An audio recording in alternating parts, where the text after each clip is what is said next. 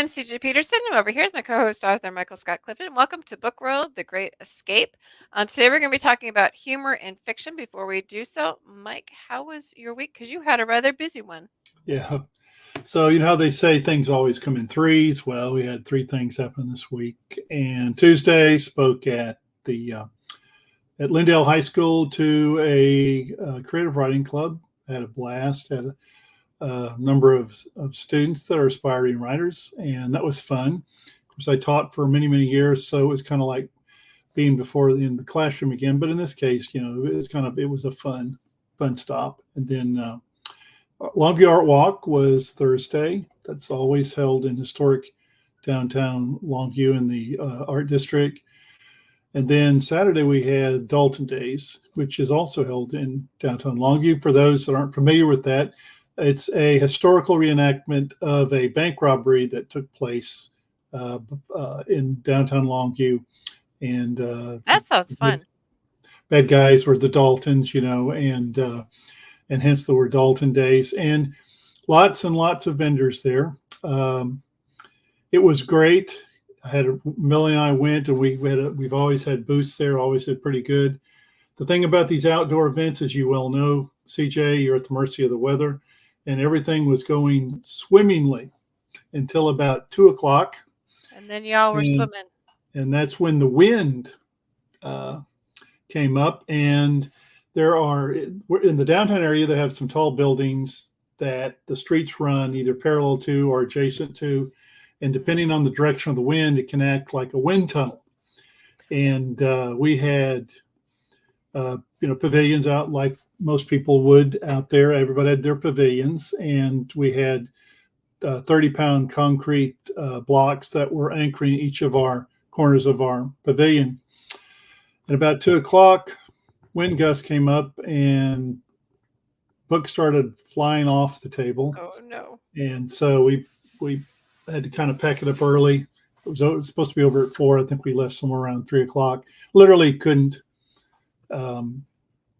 If you were outside vendorless, you had something tied down. You just couldn't stay because of the wind. But it was great, and really don't have another book event until, and you'll talk about it a little bit. I'm sure, in just a second, the East Texas Comic Con, which we'll be participating in, and that's been my week. But you do have something coming up. I keep forgetting. Yes. Before we talk about that, we need to talk about the Northeast Texas Writers Organization's annual Spring Writers Conference will be held Saturday, August the 27th. It will be at the Northeast. April 27th. What did I say? August. It is April 27th. Okay, I got you. It's okay. Northeast Texas Community College Community Room. And the same place we've been holding it the last 4 or 5 years. And I will be one of the presenters there, be talking about my particular presentation, which we were discussing before the podcast started, is going to be about how magic is used in fantasy to drive stories. And so looking forward to it. Very cool. So for me, I've got school is coming to the end of the semester. So we've had a lot going on. The end of the school stuff, I have like 2 research papers, a huge speech to do, about 4 or 5 exams. One of those is comprehensive. So just a few things in the last month. My teachers, we only have a month left. I'm like, oh, no, no, I still need a little bit more time. So there's lots going on there. We have coming up on May 4th, as in May the 4th be with you, and Revenge of the 5th, May 5th. May 4th and 5th, we're doing the East Texas Comic Con down at the Longview Exhibit Center. That's going to be at 1123 JC Drive in Longview, Texas, 75604. It's going to be Saturday and Sunday, May 4th and 5th. Guests include, you ready? One of my favorites, Kevin Sorbo. There's going to be Paul St. Peter, Carrie Means, and some voice actors from the Amazing Digital Circus. So any anime people out there who like the Amazing Digital Circus, those guys are going to be there. Carrie Means, Paul St. Peter, and of course the amazing Kevin Sorbo. So tons of really cool people. And author Michael Scott Clifton. And I will be running around on the floor, making sure everybody's doing what they're supposed to be doing the way they're supposed to be doing it. So that's going to be my job. So May 4th and the 5th, if you're in the Longview area, make sure to get your tickets and make sure to go. It's going to be fun. Some great guests, good time, good fun. The coordinator for that, he does a really good job. We work with him in a lot of the cons, so I highly recommend. 10 out of 10. In the meantime, today is using humor in fiction. A lot of times people try to figure out how can I do this because they just have a story. They just want the story to go there. One phrase that you'll often hear me say is if I can make you laugh and cry in the same book, then I have hit your core. What I mean by that is your emotional core. If I can take you on that much of a roller coaster ride that you are laughing and literally crying while you're reading my book, then I know I have hit your emotional core. So, yes, humor does have a place because sometimes books can be really heavy in their story. You have to have that person to lighten it up. Sometimes it's a team of two guys in the trilogy who are firefighters who play practical jokes on everybody. Sometimes it's a smart mouth who is just sarcastic enough that that dry sense of humor, if if you can pick up on it, you will probably be laughing through the entire thing. There are various ways and reasons to use humor. Mike?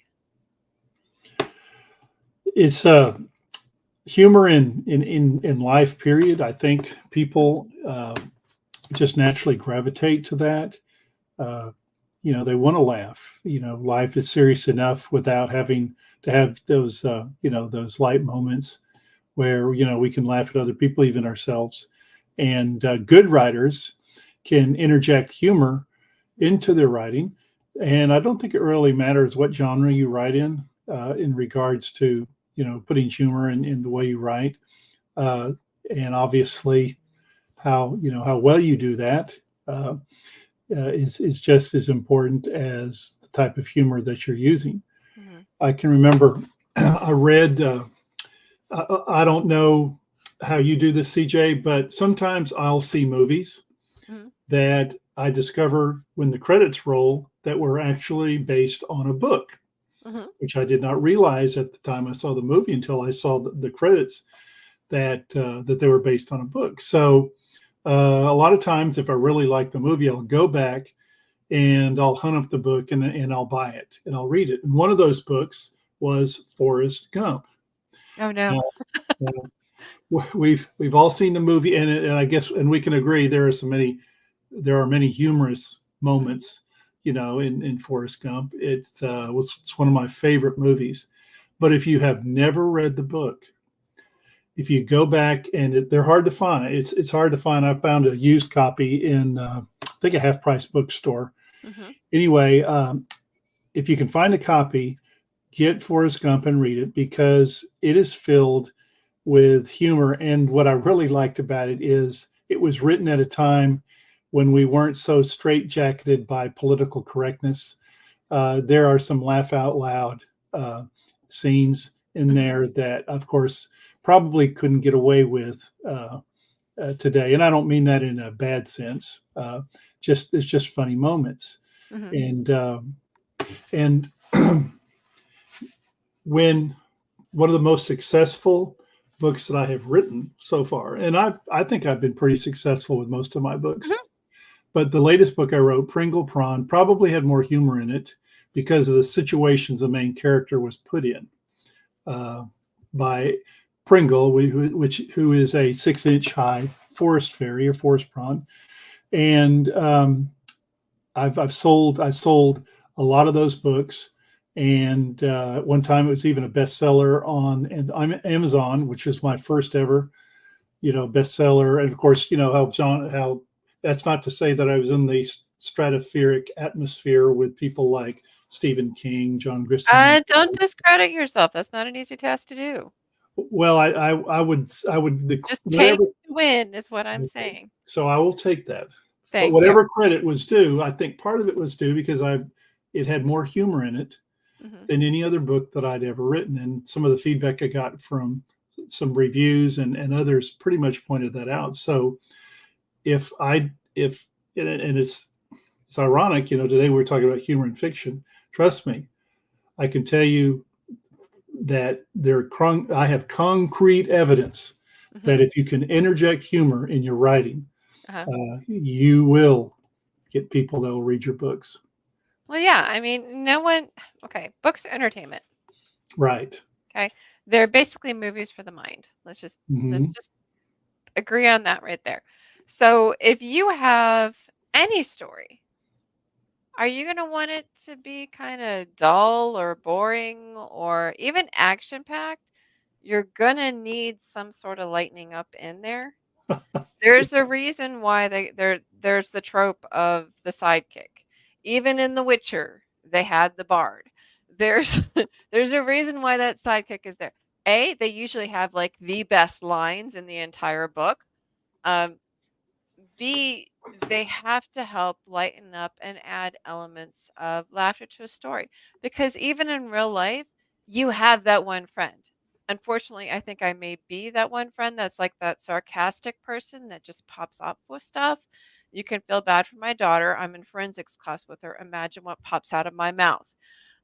In forensics, it gets really fun.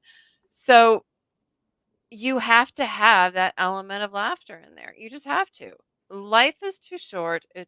There's too much weight in it to begin with. You have to have the element of laughter. You have to make it light in there somewhere. If you don't, they always say laughter is the best medicine. There's a reason for it. If you can laugh your way through it, even if it's a nervous laugh, because sometimes let's get real, sometimes it is a nervous laugh. Even if it's a nervous laugh, you're still laughing. Um, it Right. helps balance out the heavy. Now, I wouldn't do it in the middle of a heavy scene. Let's get real here. Wait till that scene is done and then move to another one to kind of lighten it up. Um, but if you have a character in there who is known for sarcastic pop offs, then they can do those awkward pop-offs in the middle of like the scary scene, like, oh, I saw this in a movie, it did not end well. Stuff like that can come off really funny, and that's okay. So you pop off with that sort of stuff. That's humor, and it helps lighten it up, because I would be the one standing in the middle going, I saw this movie, it did not end well, we need to move. Do not go to the garage. That's the bad thing. We need to leave the house. Don't go toward the sound. Go away from the sound. That's the stuff I would pop off with in real life. So to me, that's one of my characters would just have to say that stuff. That's just being real, and humor is real. It Let's face is, and you really can use it in any genre. And I mean, some genres lend itself more to humor. I don't know that if you had, if say in horror, even in horror, you can have funny moments, but like I maybe, just did. yeah, maybe not so many as in say a book like Forrest Gump. One of the examples when in that uh, point out in something I've written is I have the Conquest of Vale series is a 4-book fantasy series. The first book is the Open Portal. And without getting into the weeds, the main character starts out as a bullied 18-year-old high school senior who's decided to take her life. Well, she's visited one night by her guardian angel. Guardian angels are kind of a well-worn trope. Hmm. So to make it a little bit different, I kind of modeled him after Hobbes in the movie Arthur, which if you've never seen is hilarious because Hobbes is this very dour, and sarcastic butler. And so the guardian angel was very dour and sarcastic. And so the main character in the open portal, her name was Mona. She's visited one night by her guardian angel. And of course, she doesn't know what's going on. She thinks she may be hallucinating or that, that maybe she's having a brain aneurysm or something. And so when this guardian angel just shows up in her room, she's kind of speechless, Hmm. right? Like most of us would be. And he says to her, uh, "They told me that you were smart, but you're stuttering. You can't complete a sentence. Why do I always get the dumb ones?" Oh, jeez. And of course, she gets mad and lets him have it. But it was a funny moment because she can't speak because this it's just this speechless because of this angel popping in front of her, Mhm. and he assumes that she's mentally challenged, and it's a funny moment, and so I think that kind of defines not just her as a character, but also that humor kind of defines him as well in a sarcastic sort of way. Mhm. And it's I think I think it helped move the story along, but I also think again that it helped define the characters. And so humor can be used in a lot of different ways, Oh, other yeah. than just cracking jokes. Yeah. But, I mean, but you gotta still have those, kind of like I think the best line that the bard has in The Witcher, and I will still quote this till the day I die, "That ship has sailed, sunk, and has landed comfortably in the bottom of the ocean." Um, I love that line. Um, Castle, if you've ever seen Castle, Castle has some epic lines in it, some hysterical. The 2 detectives that are Castle alone has some good lines, but the 2 detectives are kind of like the sidekicks. They pop off with some good ones too, and it's usually when you're least expecting it. Like if there's like, have you seen is somebody, you know, undoubtedly is gonna pop off with some sort of remark. And that kind of stuff, you kind of learn to expect it, but when you're dealing with heavy subjects like murder, you're gonna eventually need something to lighten it up. When you're dealing with stuff, for example, the trilogy, I had military, I had, FBI, I had police. I needed something to lighten that stuff up. There was stuff blowing up all over the world. It needed to be lightened up. When I did the time travel one, the guy was used to time travel. She obviously not. So she was the sarcastic one. you know, there's ways to add that humor to it, and just think to yourself, how would I seriously react to, for example, the time travel one? It's oh no, it's chain reaction is the time travel one. So imagine you're sitting in a jail cell for a murder you didn't commit and you got convicted. You are found guilty and you didn't do it and you're sitting in a jail cell. And that night, all of a sudden, there's this guy that appears in your jail cell and come to find out that it is your great great grandson. What are you going to do? Think first of all that you're having a nervous breakdown and then kind of go from there. That's how the story starts when it comes with that. When you start off with something kind of fantastical like that, it's like it can only get more and more interesting, especially when they go back in time to 1813, 1922, and this one they go to 1986. In the short story for the anthology for Christmas that year, they went to I want to say 1642 Ireland. There's You can put humor in any time, especially if you're taking a person from, like, this time to a different time, because 'cause you're taking the humor of our time and applying it to a different time. They may or may not get it, but the reader will.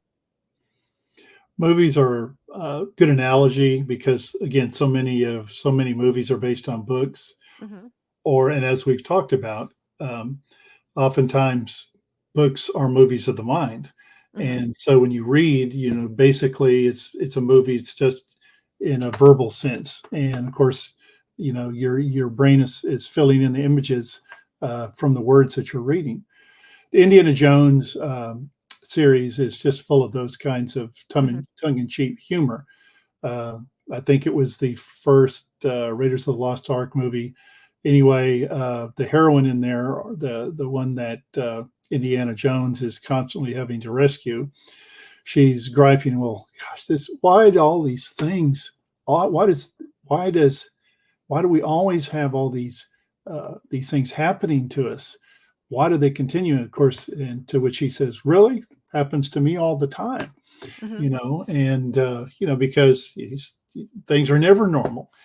And I And, of really course, think, he's terrified of snakes, and he always yeah, lands in snakes. yeah. Why is it always snakes? Or like, in Harry Potter when Ron Weasley, why is it always spiders? And I honestly, I'm with him on that. I hate it. I don't understand why it's always spiders. I really do think I don't know what you think about this, CJ, but I really do think that humor in writing is a very underappreciated element of writing and of books. Mhm. And I think if there was more of it, I think we'd have a few more, we'd have some more, few more successful authors. And I think too that maybe things wouldn't be so grim all the time. Mhm. You know, Yeah, I mean, and you can have there are ways to do it well, and there are ways to do it not well. Kind of like there are awkward social situations, there can be awkward social book situations. Don't do that. Just, make sure that your timing is correct. You kind of got to have that comedic timing instilled within you. Whatever character or characters, if it's a team of characters that are like that, they almost have to have like a comedy timing, not slapstick, but just like you were saying, like a tongue-in-cheek comedy, sometimes sarcastic, or you know, um, kind of like Merry and Pippin from The Hobbits. They can do practical jokes. That's fine. What about first breakfast? What about second breakfast? 11 Z's. You can have like little jokes here and there, and then those jokes slowly turn into like an inside joke between the reader and the characters because it comes up later as well. And the funny thing is the reader can laugh about it, but nobody else knows the joke because they haven't read the book unless they've read the book. And then it's like, okay, great, you bonded, you know the joke.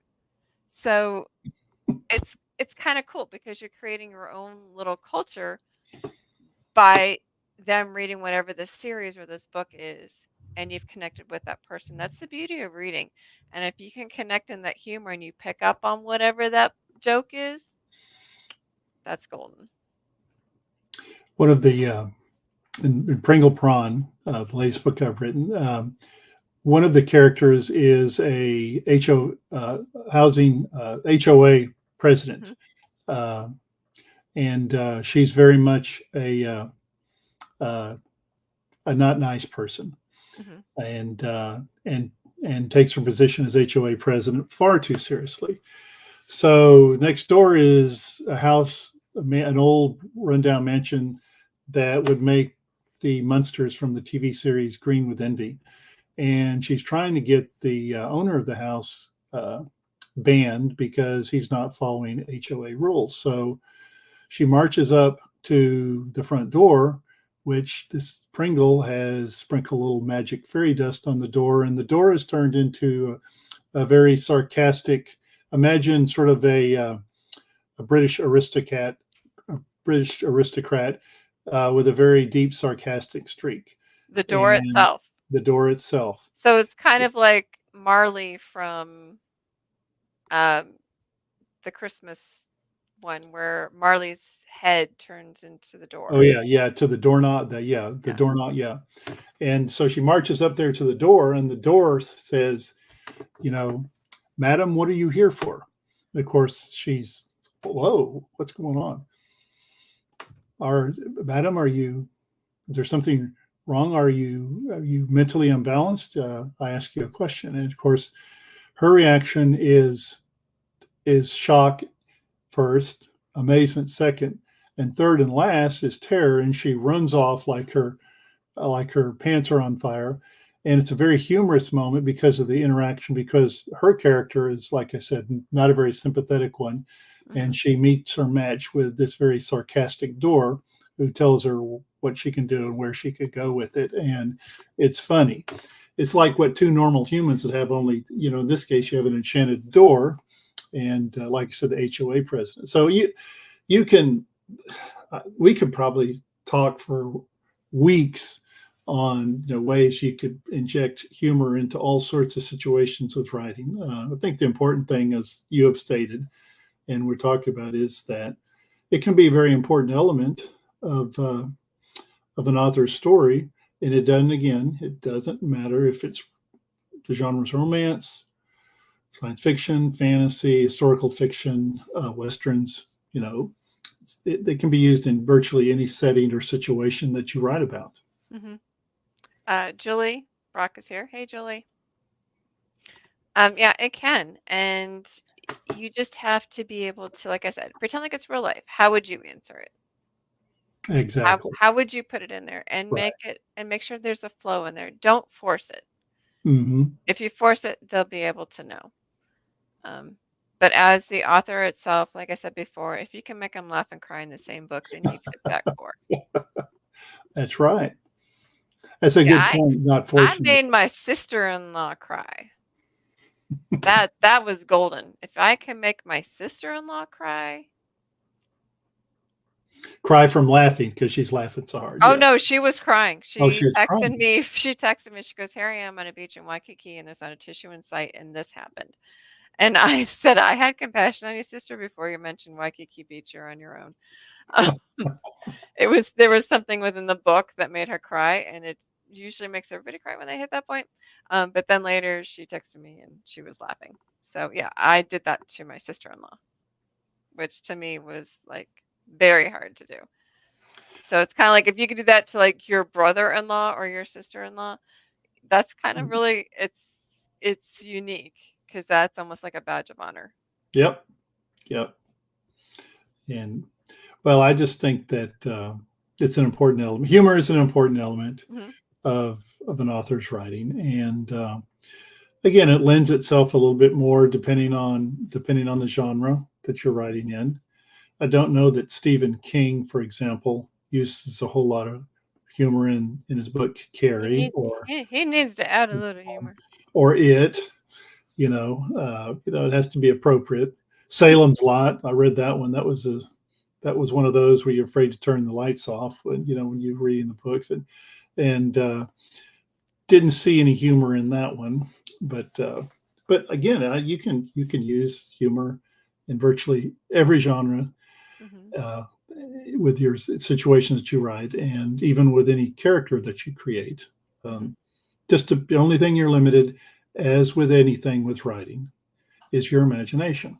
exactly. Speaking of imagination, next week we are going to be having author Jacqueline Smith. She's a YA author, written books like Boy Band and Shipwreck Girl, are a couple of the ones that I have read of hers that are really good. So she's going to come and chatting with us. She's got lots of energy. Speaking of humor, she can pop off some good ones too. So make sure not to miss it. She is super fun and super sweet. So it's author Jacqueline Smith. She'll be here next week live at 4, same time, same place. Looking forward to that. Mike, you have 2 weeks, right, for your NetWo meeting where you're Yes. going to be speaking? And then we have 3 weeks for May the 4th and May the 5th be with you at the Longview. What was that? East Texas Comic Con.